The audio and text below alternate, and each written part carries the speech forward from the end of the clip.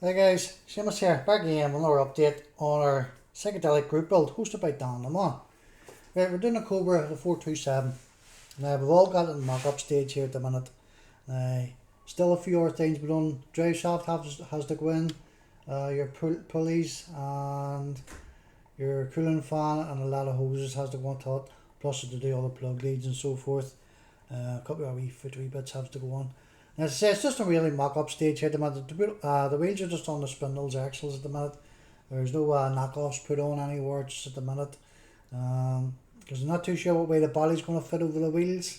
I don't want to be gluing them all in place and the body's not going to fit. But according to instructions, it says go ahead with the wheels first and then your body. Well, we'll get that stage on. We'll see what happens. Build ways, it's not too bad. It's lacking some detail, and it's in it's what almost 40 odd years old, so it's not bad. Like, to be honest, you have no room in your back drums here, wheels should I say, for your brake discs. Brake discs are far too big to go into it, so for that reason I'm just going to leave them off.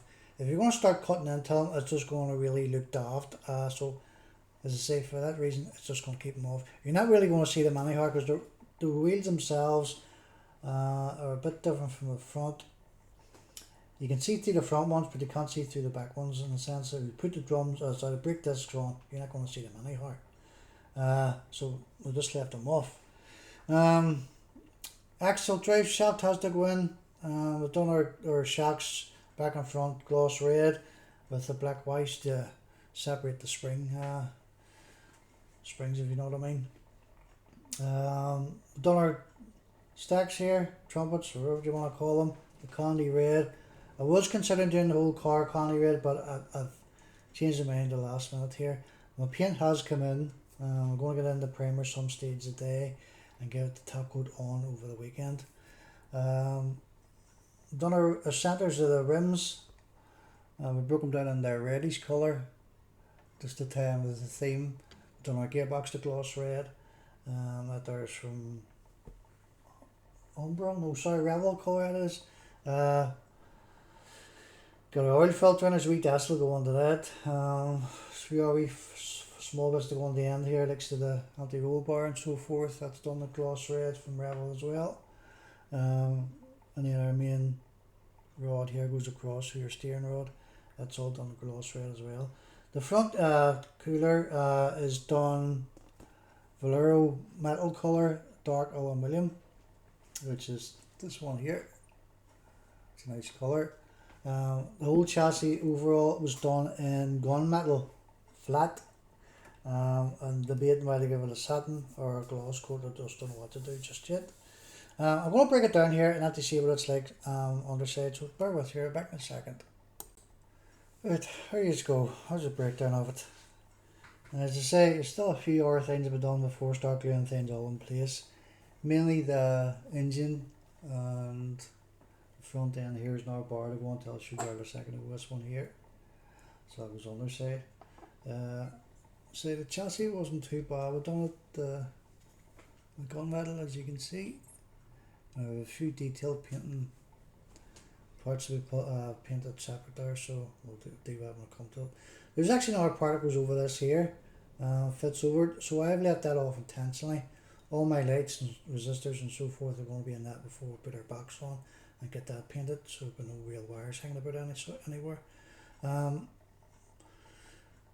These are the corner here that got to be melted down just to stop it from popping off when your steering turns.